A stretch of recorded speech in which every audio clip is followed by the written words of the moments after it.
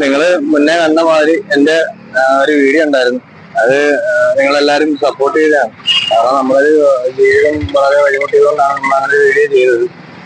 പക്ഷെ ഇപ്പൊ നിങ്ങൾക്ക് സത്യാവസ്ഥ എന്താണെന്ന് നിങ്ങൾക്ക് ബോധ്യപ്പെടാൻ വേണ്ടിട്ട് മാത്രമാണ് ഞാൻ കാണിച്ചു തരാം. ഇതാണ് എന്റെ തട്ടിന്റെ അവസ്ഥ, കണ്ടില്ലേ? ഇതാണ് എന്റെ തട്ടിന്റെ അവസ്ഥ. കാരണം എനിക്ക് സാധനം എടുക്കാൻ പോലും പേടിയാണ്. കാരണം സാധനം പോകുന്നില്ല.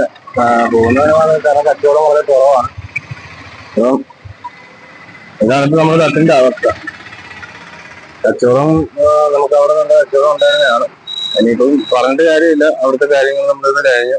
നമ്മൾ ഈ ഉള്ള ചക്കകൾ ഇപ്പൊ വിറ്റ് മാറ്റാന്നുള്ള രീതിയിലാണ് നിൽക്കുന്നത്. പക്ഷെ ഞാൻ ചെയ്ത വീഡിയോസും എന്റെ ചാനലിൽ കിടക്കുന്ന ഇതും ചക്കനെ സംബന്ധിച്ചുള്ള കാര്യമായതുകൊണ്ടാണ് ഞാൻ നിങ്ങളെ അറിയിക്കുന്നത്. ഇന്ന് നമ്മൾ 4 ദിവസമായിട്ട് ചക്ക എടുക്കാനൊന്നും പോയിട്ടില്ല. ഞാൻ എടുത്തു വെച്ച വീഡിയോസ് ആയിരുന്നു നിങ്ങൾക്ക് പോസ്റ്റ് ചെയ്തുകൊണ്ടിരുന്നത്.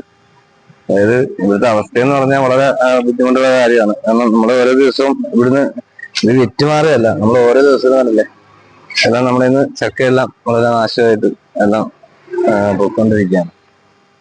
നമ്മൾ ഒരു വട്ടം കൂടെ നമ്മളൊന്ന് ശ്രമിച്ചു നോക്കും, ഇത് മുന്നോട്ട് കൊണ്ടുപോകാൻ പറ്റുമോന്ന് നമ്മൾ ഒന്നും കൂടെ ശ്രമിച്ചു നോക്കും. കാരണം വിട്ടുകളയാൻ പറ്റുന്നില്ല.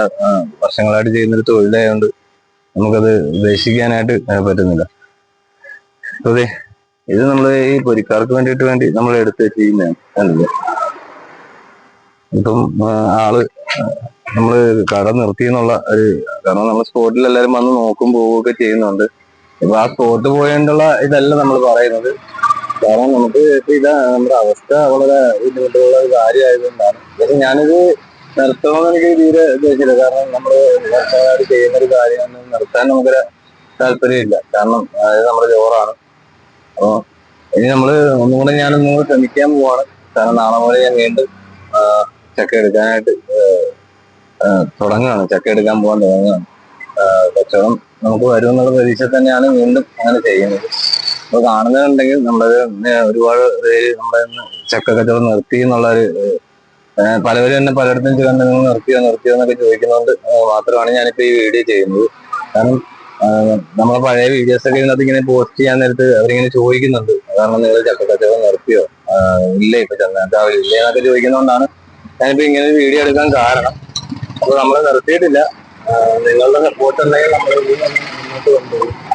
ഇത് ഒരു ദാരിദ്ര്യം പ്രശ്നമോ അല്ലെങ്കിൽ മറ്റുള്ള കാര്യങ്ങളോ ഒന്നും അല്ല ഞാൻ ഇതിനകത്ത് ബോധ്യപ്പെടുത്തുന്നത്. എന്റെ കച്ചവടം നിർത്തി ഞാൻ തീരുമാനിച്ചിട്ടില്ല. കാരണം എനിക്കിത് ചെയ്തേ പറ്റുള്ളൂ.